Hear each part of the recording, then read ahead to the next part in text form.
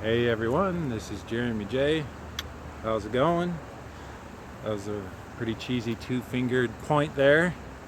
That's what I do, is I do cheesy things and say things in the ghetto speak sometimes. Today's video is about the folly of labeling things. The folly of labeling things. And you might hear that statement and you say, oh, are you talking about putting a label on some kind of Ziploc bag that's going in my fridge so I know what food's in there? Isn't that important? I'm saying no, that's not what I'm referring to. Those kinds of labels are good. Labels have their place. But the kind of labels I'm talking about are labels for you and your life, and the labels you might have for other people that are in your life. And why doing that is folly. Folly meaning think of another way to do this than that. Think of what you are missing out by doing this, or the constraints you're putting on yourself, that kind of thing. So let's take some examples of labels so we can understand what labeling is. Some labels might be your degree. I've got a bachelor's degree, I've got a master's degree, that kind of thing. Hang on one second. I'm removing my badge. Okay. So think of the labels as things in your life like your degree, your position at work, your title, the people in your life. Maybe that's a friend, maybe that's a girlfriend or a boyfriend, or your spouse, or your casual friend, or whatever it is you want to label. There's lots of different labels you can give to things. What I'm trying to say is, what I'm asking you to consider is, think of labeling a situation in your life or even yourself as a box. Once you create a label, you're automatically assigning properties to that situation. This means this, and you list out what that means. That's what a label's for. It's to help you get a quick reference for what something means. Now, this is useful in some sense to get a basic understanding, but if you start to live your life strictly and in accordance with a label, all of a sudden you're placing a box or a restriction around a situation, and especially where it comes to other people. The folly of this is that we're humans. We are growing constantly. We are changing, we are evolving. One person's wants and desires and goals and values may change from month to month even, or from year to year. And by trying to lock down a situation with a label, you can stunt the growth of a person. You can stifle their creativity. And this is often harmful and makes someone feel like they're in a straitjacket. I know when I've been forced to wear a label, I feel like I'm in a straitjacket.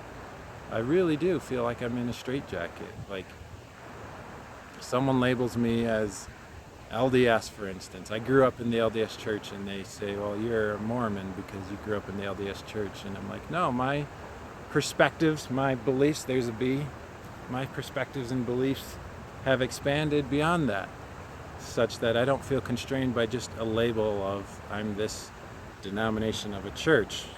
The way I look at myself is I believe in the good that all religions teach. I don't subscribe to any particular organized religions, but I hold a lot of values from many different religions true to me, including the LDS church, like serving others, being kind, that kind of thing. I also hold true elements of the Buddhist church, such as being detached to be at peace, or being present in the moment. That's a really big one. And that's one of the reasons that I study Buddhism, is because I've learned some powerful values and philosophies from that. And it doesn't mean like I'm a Buddhist, I'm going to go buy a gold Buddha now, and that's me, I'm a Buddhist, but I'm taking elements from that particular thing and applying them in my life. And I feel free. I feel I'm a free spirit. I feel free to explore other religions or philosophies or ideas, and not feel like I'm breaking or desecrating this Buddhist label that I could have put on myself. If that makes sense to you, great. So the folly of labels. Think about your own life. Just think about the job you work, if you're going to school, the people in your life. I mean, this is the basic stuff of life right here. It's your work, your health, the people in your life, the projects you're working on. Consider the possibility, instead of having a hard box, but treating situations like a rubber band where it's flexible and the rubber band can expand and contract as necessary. This will do two things. One is it will open you up to more creativity and possibilities. The fact that I'm integrating ideas and beliefs from the LDS Church and Buddhism, I think is wonderful. Like, I think it's spectacular. And I don't even give that a label. I just consider it like maybe an omnist would be the closest thing, is I believe in all the good things that you can slurp up from anything, not just religion, but any good idea or philosophy. So that's the one thing. And then the second thing is it allows other people the space to evolve at their own pace. So now you've got no label for someone in your life. Consider your interactions with other people as just energy coming together. Energy comes together. Maybe the energy feels really good. Great. Bring that energy together. When the energy doesn't feel good, don't bring that energy together.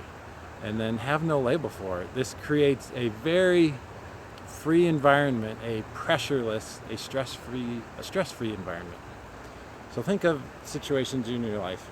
Just take a moment, close your eyes, and think of when was the last time you were stressed about something. And I did a previous video about this. Think of when you were last stressed about something. As I said in my last video, chances are you were wanting something to be a certain way. You had an ideal in your mind that situation had to be a certain way. So think about that for a moment. Come up with a couple and think of why you were stressed. That situation probably wasn't working out because you had a label for it. Now think of other situations in your life where you didn't have a label for something, but you were just sort of being and experiencing, not attached to what the outcome might be. So think about that for a moment. So I'm asking you to consider the feelings of both. How much pressure was being put on you in one situation versus the other? That's something to think about. And now you can take a tally, get a piece of paper and a pen out, and start writing a list of the situations in your life. Create a list of the ones where you want something to be a certain way, that you're expecting something to be a certain way. And then create that list. And just write down your feelings about that. Okay, I've got this label for this situation. Here's how I feel about it. Is it good or bad? And then make another list of things where you don't care. Like, you really don't care. There's probably situations in your life where you just do not care at all how that thing works out. And then write down your feelings about those situations. Are you relaxed? Are you at peace with that situation? And then you'll probably find, I'm going to take a wild guess and say that the situations on the right were situations that you don't have a label to. You're not expecting something to be a certain way. You're just experiencing, and you're okay with whatever happens. This, I think, will give you some great insight into the folly of labeling things. It's not to say that you can't strive for things and set goals. Those are all important things. But it is to say that from my own experience and the experience of others that I've seen, the more that you can unlabel things and just experience and just be, you're going to find a lot more peace and a lot more success. There you go. Ponder on that, chew on that, sleep on it. Let me know in the comments what you think about this, the folly of labeling things. Thanks so much for watching. We'll see you in the next video.